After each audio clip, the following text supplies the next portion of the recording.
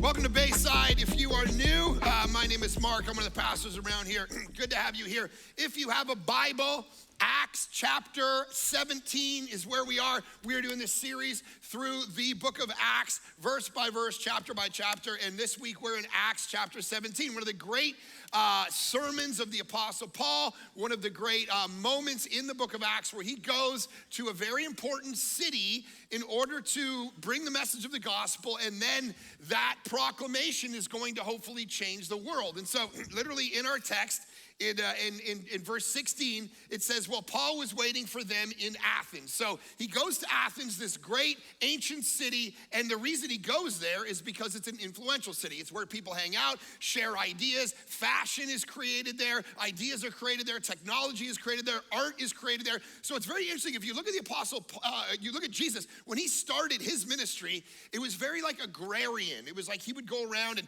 be kind of in the farm, it was like more of like a Loomis style ministry with Jesus.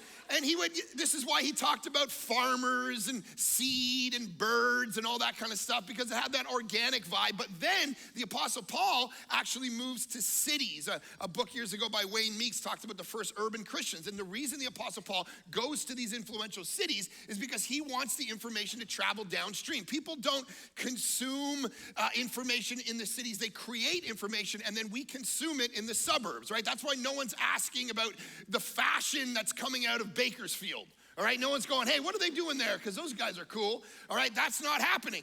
But when we ask the question of art and fashion and science and tech and economics, we go LA, we think New York, we think Paris, we think all of that. That's why Paul is in Athens. He's saying, if I can change the way these people think, the hub of philosophy, the hub of art, where all of this stuff is being created, then they'll consume it downstream, because he knows if you want to change how people, what they do, how they behave, you got to change how they think, right? If you believe that America is the great Satan, then you will fly planes into buildings in order to kill them, right? That's, if you think a certain way, that worldview defines how you act. If you think Canada is not doing its part, then you're going to put a bunch of tariffs on them.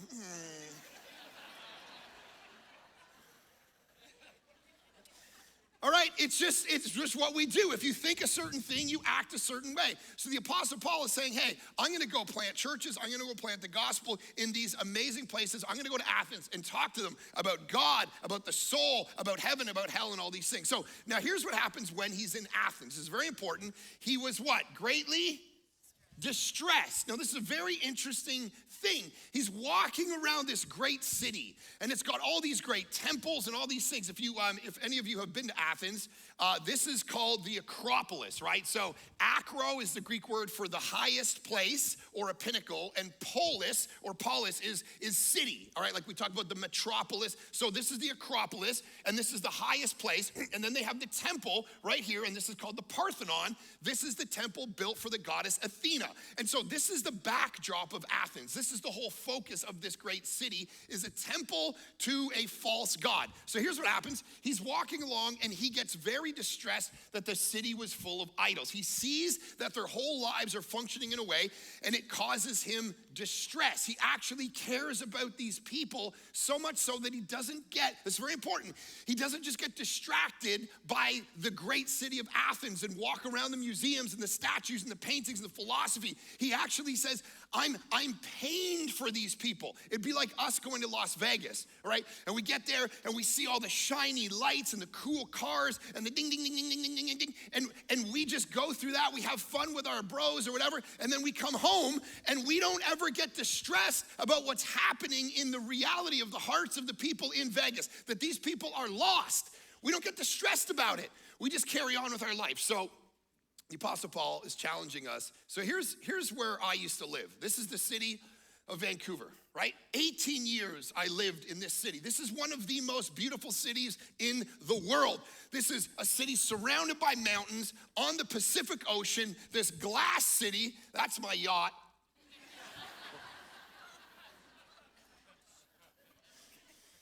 So imagine all I did was get distracted by the beauty of this city, because then God called me to move to Sacramento.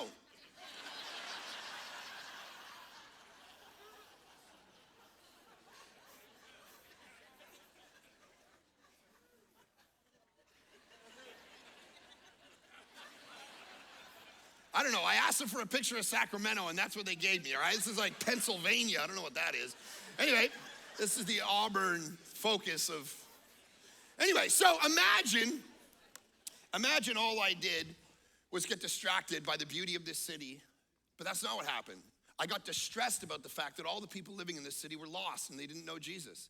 And they were all lost with their cool fashion and their Lululemon pants and their economics and their real estate and talking about business all the time, but they were lost. And so I started a church to try to reach these people in Vancouver for Jesus. The question is like, do you ever get distressed enough to do something about the fact that the world is a pretty broken place? There was a funeral held in this room a couple days ago, very sad, for a 19, 20-year-old girl, and all her friends and family were gathered here, and this place was packed in this room a couple days ago. And my 16-year-old daughter came to it, and she was sitting up there, and right in front of her were these two men. She said they were ancient, these ancient old dudes. I said, okay, well, how old were they? She said they were like 60. All right, so these two 60-year-old guys sit in front of her at this funeral, very sad funeral. And of course, the family are Christians, they're believers, and they have their hope in Jesus. And so every time someone got up and started talking about Jesus, these two 60-year-old guys right in front of my 16-year-old daughter would turn to each other and laugh. And they would start talking the whole funeral. And they would laugh every time someone mentioned Jesus. Every time they mentioned the hope of Jesus, these men would laugh. And finally they said, this Jesus stuff. Let's start counting how often they say the word Jesus. And every time someone would give the hope of Jesus, they would laugh and turn to each other for like an hour. And then finally they go, let's get up and get out of here. And they stood up and left. And when she's telling me this story, I'm like, how lost do you have to be sitting at a funeral of a kid that impacted so many great people, and you're sitting there laughing like a couple of morons? And I hope if you're in this room right now, you know you are a moron. You stress me out. You are so lost, you don't even know anymore. All you care about, is getting some more money, getting your little business ventures together, go play golf at the club. You 60-year-old, you are coming to the end of your life, and you are not asking the deep questions of the soul and God and eternity and life. You're sitting around laughing with your buddies and standing up and leaving. You are so lost that you don't even know it. You think you're cool. You're not cool, you're a loser. And a 16-year-old girl can see through your soul and see how messed up you are and distracted you are. This is what Paul's doing. He doesn't want Athens to end up like that. And so he's stressed. He wants to change the city. He wants these people to meet Jesus in a powerful way, but it's caused by his frustration. Some of you need to understand, you got to follow the distress, because that distress is calling you into great things. Why did I ever plant a church? Because I was stressed out by the fact that these people were worshiping idols. And so I said, I want something great for this city. This is what Paul's doing. So in the little suburb that we lived in for a whole bunch of years in Vancouver, there was this movement, this very popular movement called, they were swingers, all right? Yeah, lots of swingers in our neighborhood. And so swinging is like, for those of you who don't know, it's like, hey, I'm married, but I'm bored with my marriage, so we're just gonna open the marriage up and kind of sleep with whoever we want, and we'll go to parties and we'll swing around and whatever. So not literally swing around, just trade partners. That'd be crazy. So anyway, so one of the things I found out that they used to do in this town is they used to go to a particular grocery store, and they used to take a pineapple and flip it upside down, right? And they'd walk through the grocery store and they would look for the upside down pineapples. All right, some of you are nodding like you know this way too well. You're like, yep.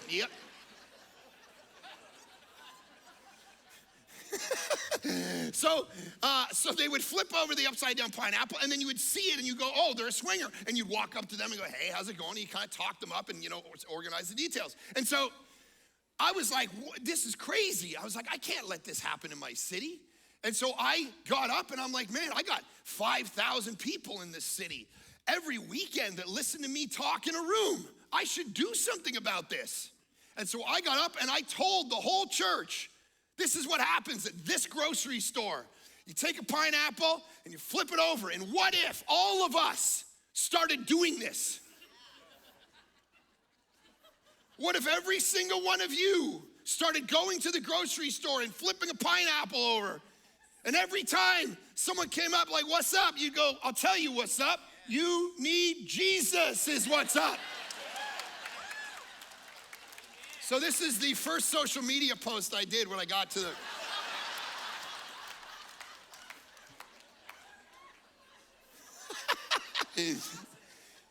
Now, no one came up to me, which I was kind of...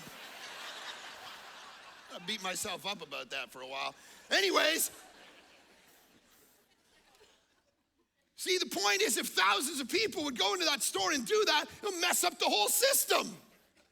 That's how you change a city.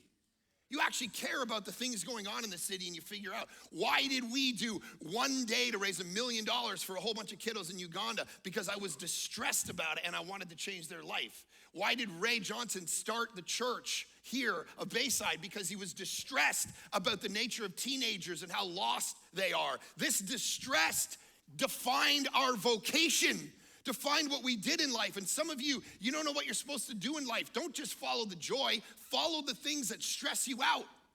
And so what was he distressed about? He was distressed that the city was full of idols. This is literally in the Greek a phrase that say a forest of idols. And some of you look and you go, yeah, idols, whatever. That's some old term, statues. And no. The idols, by definition, are the things in your life and mine every single day that keep us from God. They're the things, they can be good things in your life that become God things. That's the definition Tim Keller gives. The good things, family, your beauty, money, your kids, the things in your life. Ask this question. If you're wondering, what are the idols? What are the things standing in the way of me and God? What are the things that I've made more important than God? Ask this question. What are the things in your life that if you lost them, you would say to yourself, I'm not sure I even want to go on anymore? What are the things that are so important to you that if they were taken from you, you would be like, I don't even know whether I want to continue on. It was like Jonah. This is what happened to Jonah. Sometimes we don't read the second, chapter 3 and chapter 4 of Jonah. We tend to read the first 2 chapters where God calls him to go and preach to the Ninevites who he hated, like I talked about last week, and then he does, and all the Ninevites repent. But what we forget, and we end the sermon series there, and we're like, all right, a fish spit him out, the Ninevites repented, great. Chapter 3 and 4 has him go under a plant and say, because the Ninevites repented, God, I want you to kill me. I don't want to continue on with my life anymore. Why? Because his idol of nationalism, that Israel was the best and he hated these people, was taken away. What is the thing in your life, if it was taken from you, would you say to yourself, man, I don't know if I want to continue on anymore? That's the question. This is the thing that he's trying to raise. Now, here's the problem. The city's full of idols. Your life is full of idols. You worship beauty and money and fame and coolness and your job, right? Some of you, if you lost your job, you wouldn't know what to do with your life.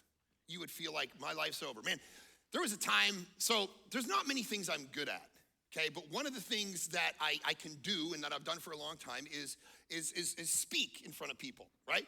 But a bunch of years ago, I lost my voice and my whole identity was challenged.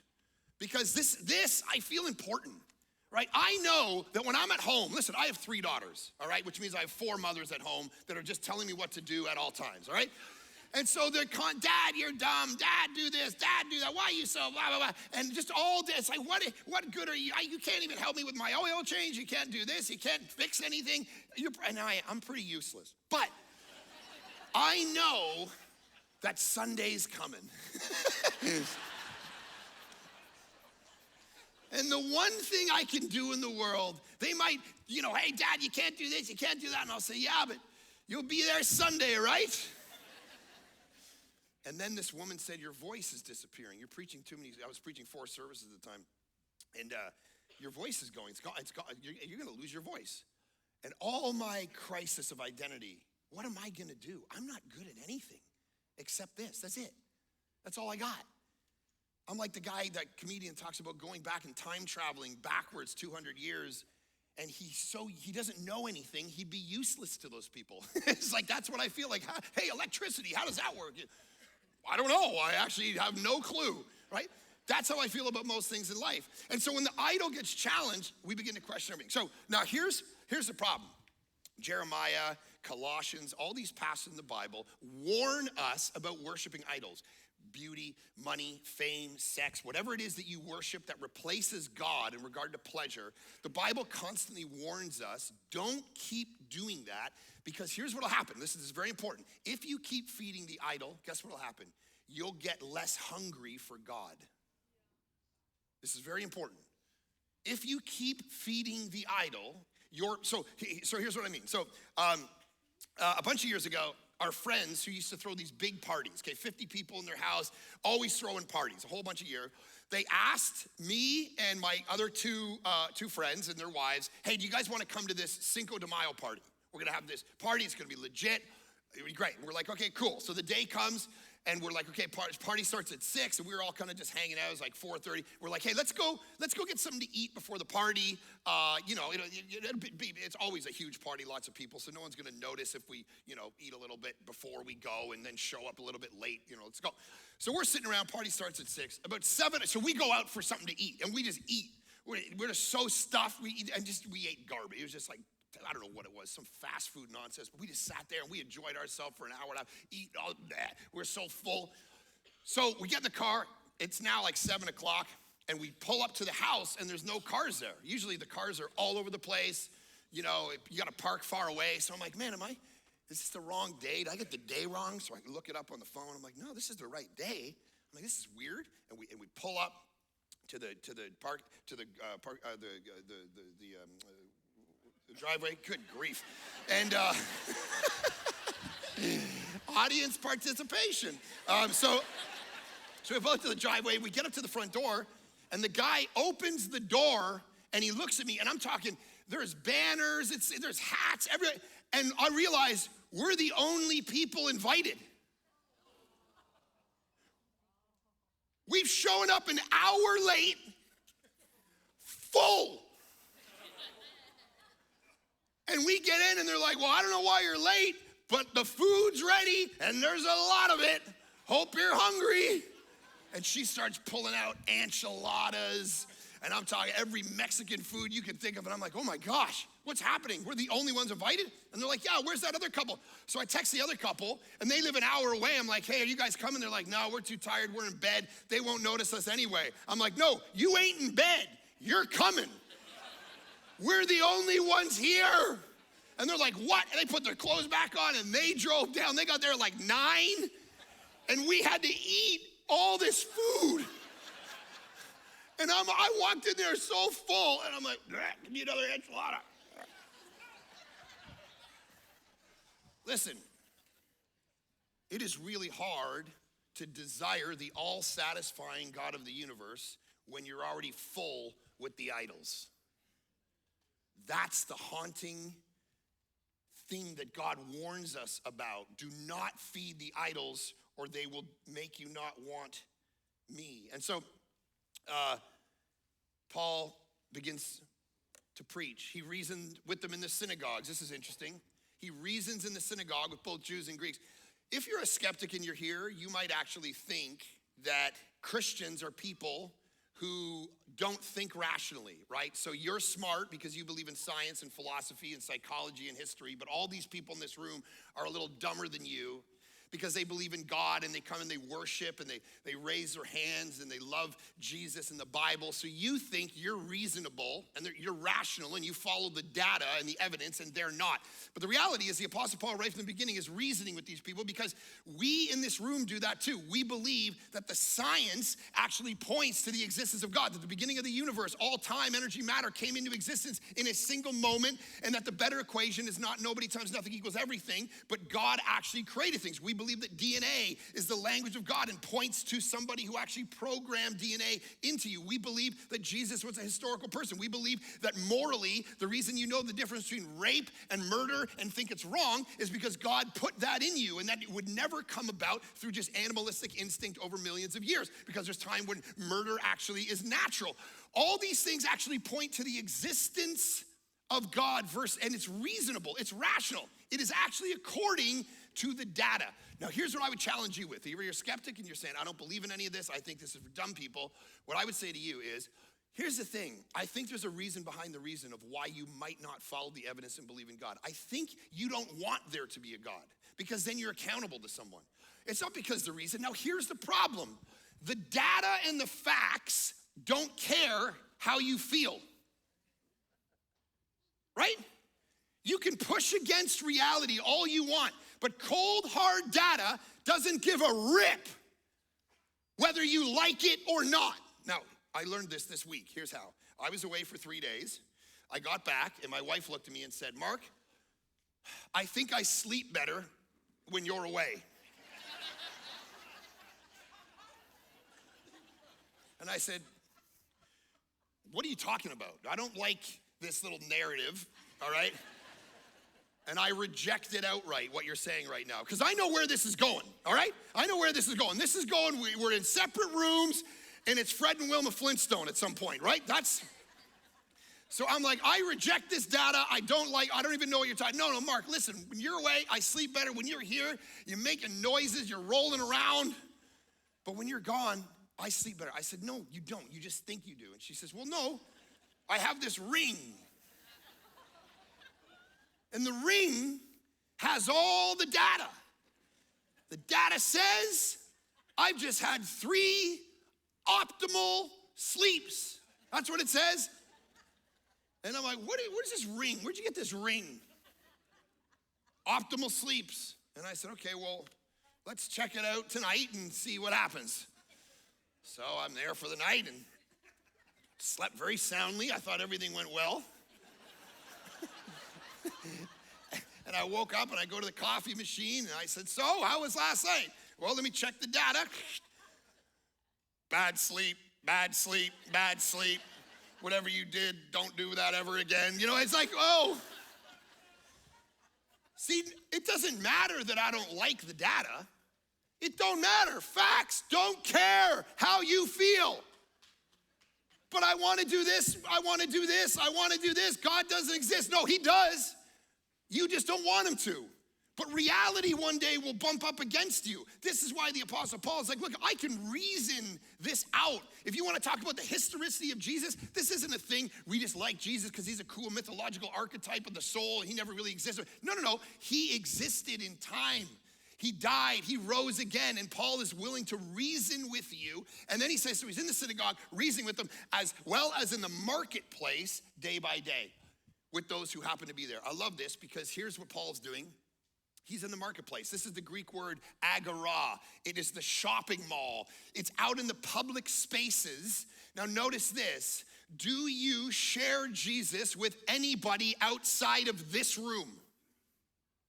Because what Paul doesn't say is what he did is he got a bunch of people and he got in a church and he got them to come and listen to him talk in a church, in the safety of a church, and that's where you talked about Jesus, that's where you talked about the Bible, that's where you talked about faith, and then that was it. No. He goes to the marketplace. He goes to the cafes. He goes to the public spaces and talks about Jesus there, not in the safety of this room. This room, we do amazing things, and then we go out and we share it with our coworkers and the students that we know. This is what the great preacher, John Stott, he says this: the park, a shopping mall, a pub, a cafe or student cafeteria at school, wherever people are at leisure, there is a need for us to make friends and gossip the gospel in such informal settings as these, right? That's your job. You come here, it's awesome. Now you go out and you go live your life as sent people. Charles Spurgeon said, you are either a missionary or an imposter. You can't be a Christian who never tells people about Jesus. And where are you going to tell them? Where they already live. How did I ever become a Christian? It wasn't by coming to a church. I thought churches were just going to be boring and smell like mothballs, and everyone is going to be 200 years old. And they were. When I finally got there, they were like 60. Old, man. And I was like, I don't want this. And so it was in woodworking class in my high school that Chris Watt walked up to me and told me about Jesus. And I gave my life to Christ and spent 2 years sitting around reading the Bible. But I was the chain-smoking kid. My life was a disaster. Who knows where I would have been if someone hadn't walked into my high school classroom and told me about Jesus versus hoping that I would simply show up at church. This is what the Apostle Paul is going day by day. He's going to the marketplace. He's going to the real places of real life and talking to people about Jesus. A group of Epicurean and Stoic philosophers began to debate with him. I love this. So Epicureanism and Stoicism were the two big philosophies of the time. They believed, now I'm going to say this and you're going to understand why it's important later. They believed that there was no formation to the universe, that if there is a God, he's very distant. He's not involved in the normal details of life. He's just kind of there if he exists at all. That's what these two philosophies believed. And they began to debate with him. I love this. Do you realize that if you tell people about Jesus, they're gonna push back? And are you ready for that, right? That's what it was for me every Friday night.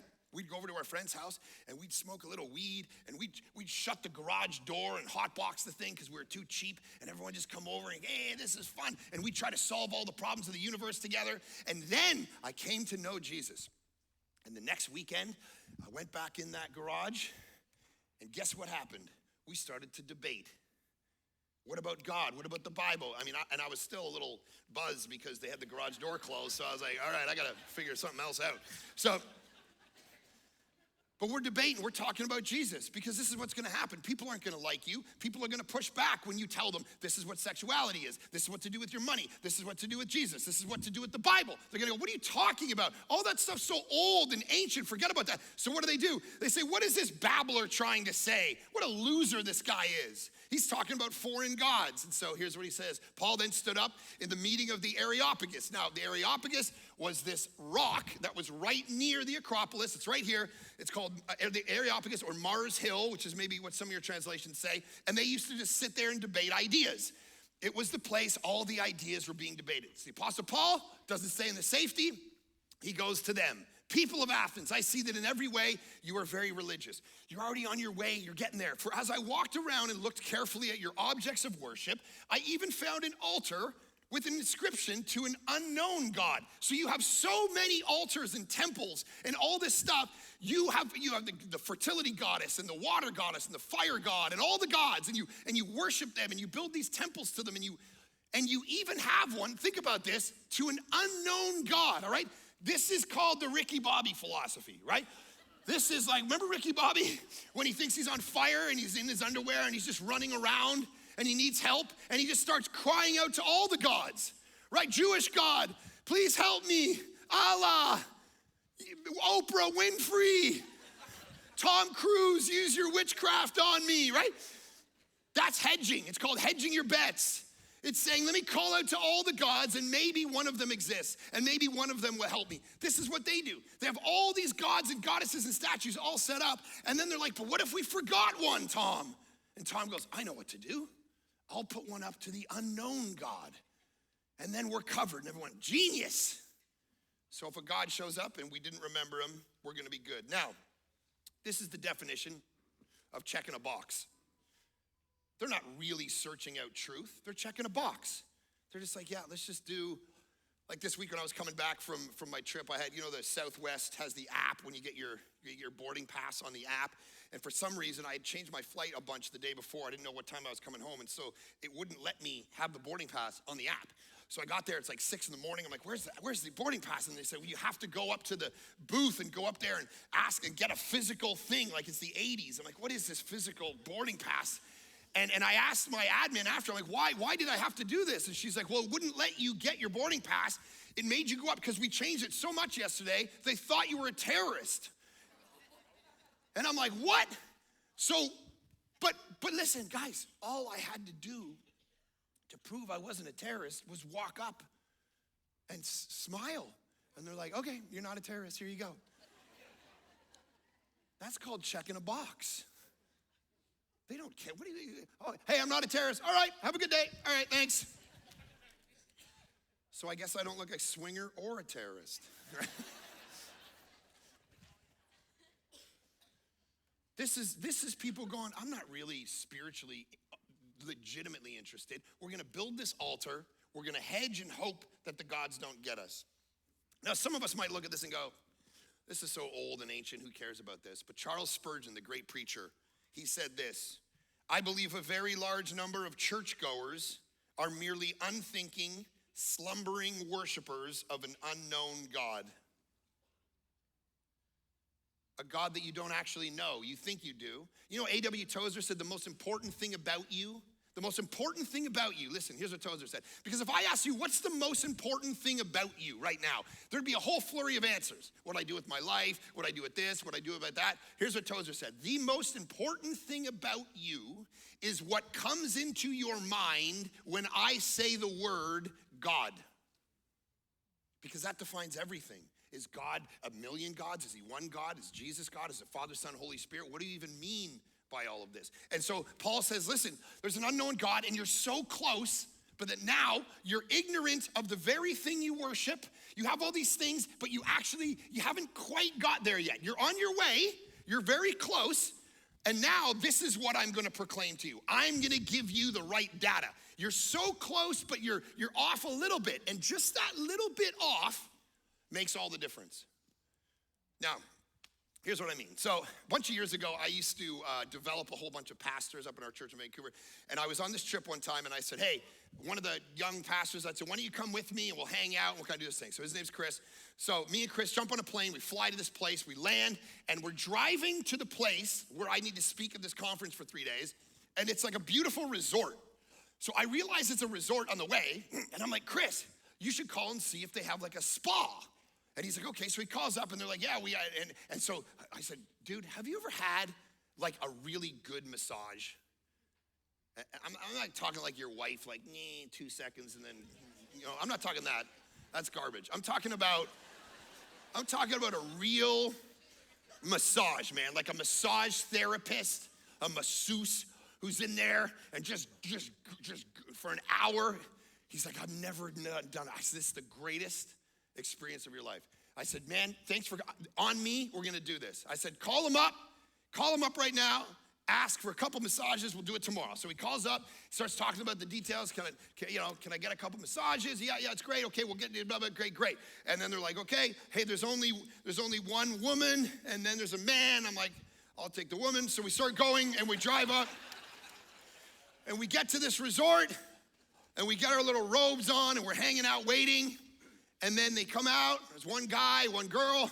They said, come on in. And we walked in, but it was one room with 2 beds. And so I'm like, what are we doing here in this room? And they're like, well, we set this up for you. And I'm like, okay, but why? Like, he's here. I don't want him in the room listening to him grunting around or whatever. I need privacy for this, man. This is a moment. And they're like, well, you said you wanted a couples massage, and so we set this up. I'm like, sorry, what? What did you say? A what? They say, you want a couples massage. I said, what? No. Oh, you think? No. What? I'm like, no, what did you say? He goes, I said I wanted a couple of massages. I said, you want a couple massages, not a couples massage. And they're like, well, sorry, this is it. And I said, all right, well, we need another room. We need to get out of here because this isn't gonna work. And they're like, okay. And I said, and I want her, right? And they're like, well, what's your name? I said, my name's Mark. And they looked at the sheet. They're like, well, it says Chris is with Mark. I'm like, okay, or Chris is with the woman. I'm like, all right, I'm Chris. Whatever, like what? And they're like, no, can't do it. Insurance locks you down with Tony. I'm like, no, I'm Chris. And I felt like I was in a Seinfeld episode, man. I'm like, where am I stuck in a multiverse? So Tony takes me to a room, and for 1 hour, I have the most uncomfortable massage. I was like, just stop. I just wanted this over. I just left after half an hour. I'm like, good job. I got to get out of here. Anyways, point being, one little detail makes all the difference. One word changes my whole experience. And this is what the Apostle Paul is nervous about. He's saying, guys, you are so close. You got the outline, man. You're worshiping. That's good. You're spiritual, that's good. You realize you have a soul, that's good. You realize that there's something above you in this world, that's good, but you don't actually know him. So now I'm gonna tell you this God you've been groping around for, I'm gonna tell you who he is. And then he starts to get into the data. And he goes through this beautiful sermon, we won't have time to unpack it. The God who made the world and everything in it is the Lord of heaven and earth and does not live in temples built by human hands. Isn't that amazing? You know what's sitting there behind him is that massive Parthenon. That temple to Athena is sitting, and he probably waved his hand and said, God does not live in that temple. I know it's been sitting there for hundreds of years. I know you've been grasping after God. God doesn't live in temples made by human hands. Guys, this is a room, right? This is a church room. God does not live here. God lives in you when you walk out of here. That's what Jesus has done. And so God is not, he doesn't live in these things. And he's not served by human hands. Epicureanism and Stoicism believed that we were so important that the gods needed us to serve them. And Paul says, no, he's not served as if he needed anything. I love this. God doesn't need anything. You know how some of you think in your minds, if you're dead honest with yourself, when you wake up in the morning, you picture that God is lonely. And he just can't wait for you to give him a little attention. And he's so happy when you get up in the morning and you do your little devos. And God's like, oh, thank you.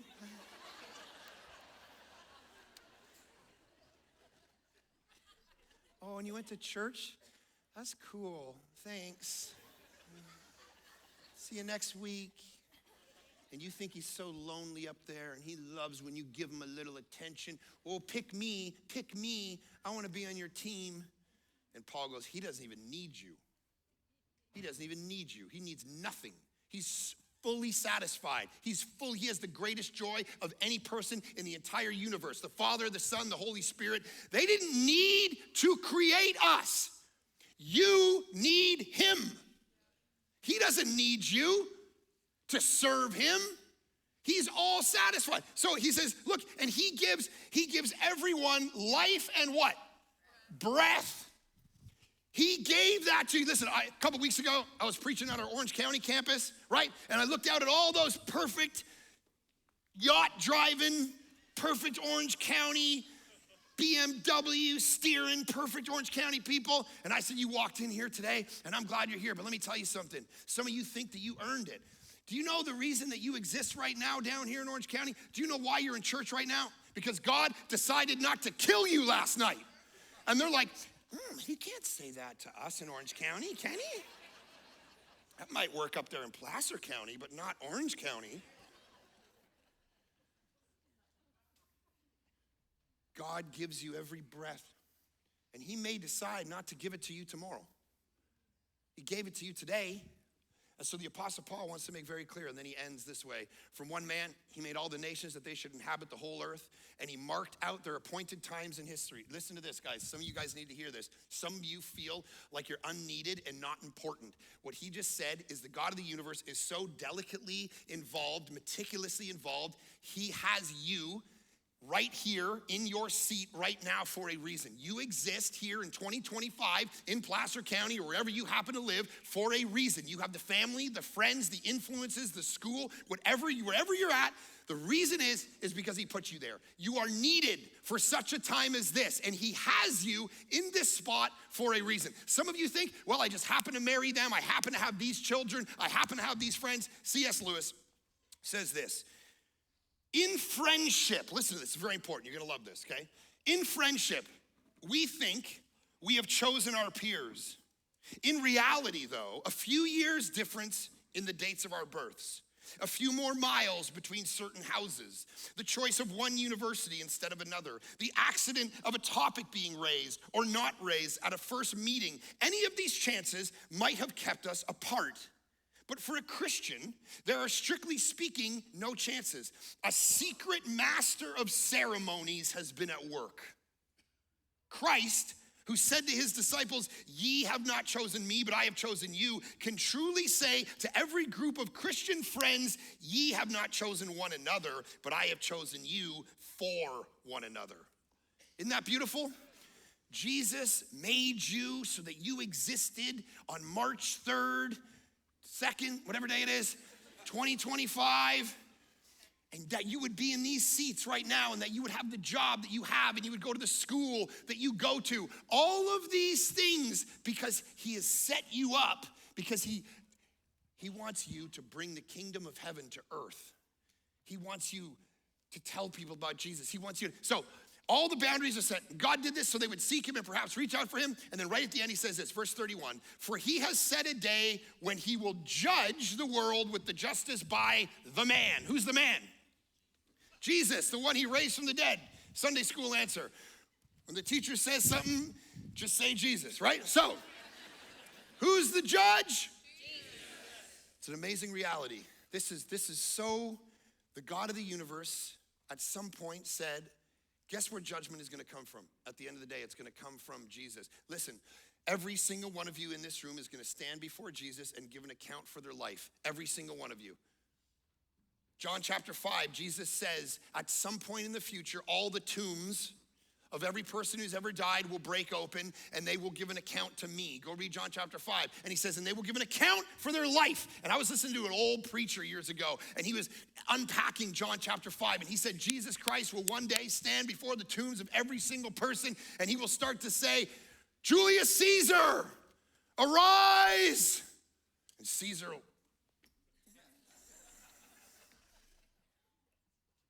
Kurt Cobain, get up. Michael Jackson, arise. And they will stand before Jesus and give an account for their life and everything they did with it. Every single one of you. You guys ever worked at a company and they did an audit?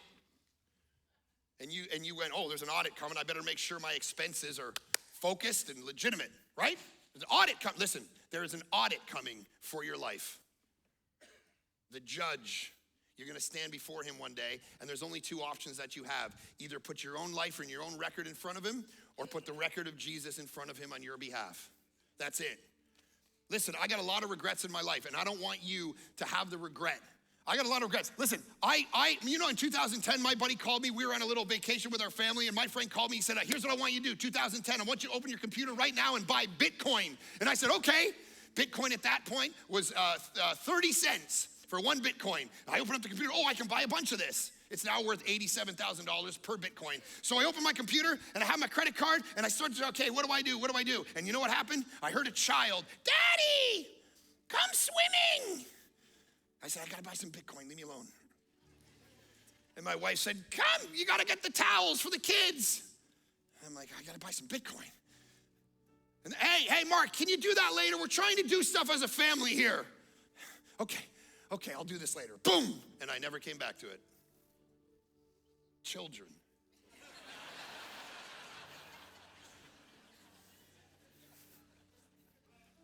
They will make you broke.